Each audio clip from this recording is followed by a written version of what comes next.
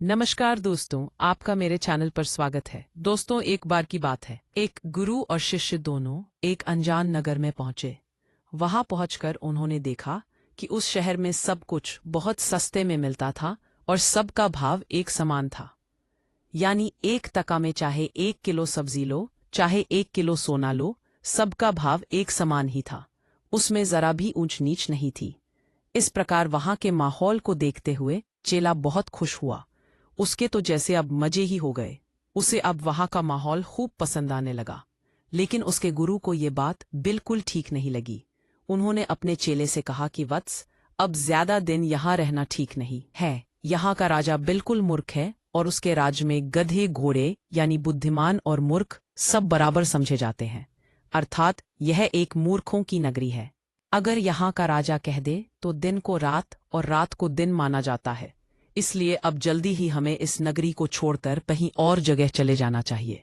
अगर हम यहाँ रहे तो कभी भी मुसीबत में फंस सकते हैं। गुरु की यह बात चेले को पसंद नहीं आई। उसने कहा कि गुरुजी, मुझे तो ऐसा कुछ भी नहीं लगता। फिर भी अगर आप जाना चाहते हैं तो आप चले जाइए। मैं तो अब यहीं पर रहना चाहता हूँ। गुरुजी ने अपने चेले को खूब समझाया कि वो उनकी बात मान ले और उनके साथ दूसरी जगह चले, लेकिन चेले ने अपने गुरु की एक न सुनी। अब गुरुजी ने अकेले ही जाने का निश्चय किया और जाते जाते उन्होंने अपने चेले से कहा, देखो वत्स, अब जैसी तुम्हारी इच्छा, फिर भी तुम अपना ख्याल रखना और अगर कभी मुसीबत आन पड़े तो एक बार मुझे जरूर याद कर लेना। मैं उसी समय तुम्हारी मदद के लिए आ जाऊंगा। और ऐसा कहकर गुरुजी अकेले ही वहां से चले गए। अब चेला अकेला ही खूब मजे से रहने लगा और खूब खा खाकर थोड़े ही दिनों में वो मोटा हो गया। अब एक दिन अचानक जोरदार बारिश हुई, जिसके कारण एक घर की दीवार टूट गई और उसके नीचे दबने से एक बकरी की मौत हो गई। अब बकरी के मालिक ने वहां के राजा से शिकायत कर दी। राजा ने जब बकरी के मालिक को बुलाया तो उसने कहा कि पड़ोसी की दीवार गिरने से मेरी बकरी की मौत हुई है। तो राजा ने उसके पड़ोसी को बुलाया और उससे पूछा, देखो, तुम्हारी दीवार गिरने से एक बकरी की मौत गई है, अब इसकी सजा मौत है। ये सुनकर वो आदमी घबराकर बोला, नहीं राजा साहब, इसमें मेरी कोई गलती नहीं है। दरअसल ये सारी गलती तो उस दीवार को चुनने वाले कारीगर की है।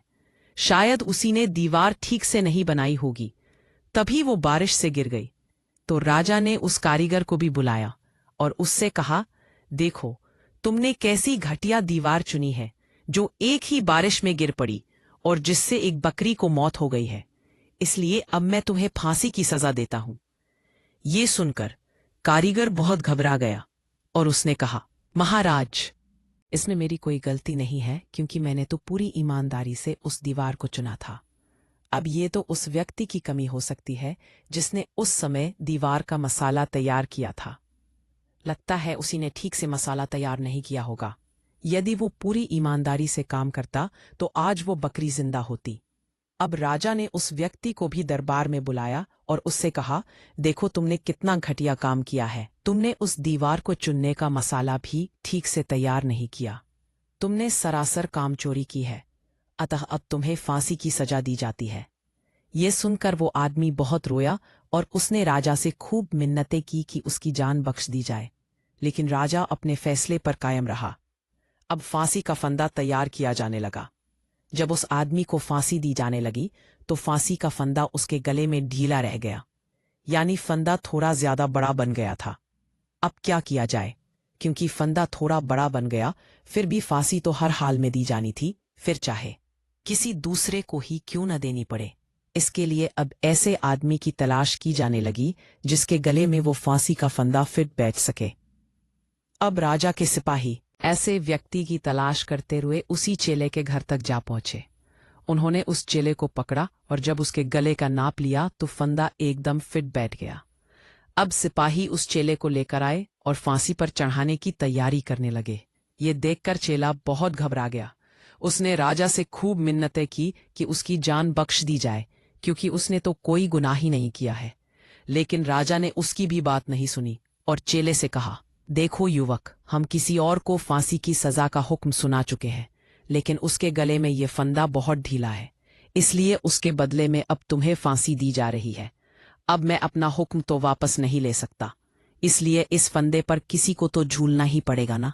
अब तो चेला बहुत घबरा गया, क्योंकि मौत अब उसे अपने सामने ही नजर आ रही थी। तभी उसे अपने गुरु की बात याद आई और उसने मन ही मन अपने गुरु को याद किया। इसके बाद उसके गुरु राजा के दरबार में पहुंचे और कहा, है वत्स, ये तो तुम्हारे लिए बहुत सौभाग्य की बात है कि तुम ऐसे समय मृत्यु को प्राप्त हो रहे हो, जब ऐसा योग बन रहा है जब मृत्यु को प्राप्त होने वाला सीधा परमात्मा से मिलता है, यानी उसे स्वर्ग में जगह मिलती है और उसे हमेशा के लिए मुक्ति मिल जाती है। ये सुनकर राजा ने कहा, है गुरुवर, अगर ऐसा है तो फिर मैं स्वयं ही इस फांसी पर चढ़ूंगा। फिर उसने सैनिकों को हुक्म दिया कि अब फांसी के फंदे पर उस युवक को नहीं, बल्कि उसे ही फांसी पर चढ़ाया जाए। इसके बाद राजा को जल्दी से फांसी पर चढ़ा दिया गया और इस प्रकार एक चौपट राजा अपनी ही मूर्खता से मारा गया। इस कहानी से यह सिद्ध होता है कि राजा हो या प्रजा, लालच बुरी बला है। आपको हमारा यह वीडियो पसंद आया हो तो प्लीज हमारे चैनल को सब्सक्राइब कीजिए और हाँ, वीडियो को लाइक और शेयर करना मत भूलना।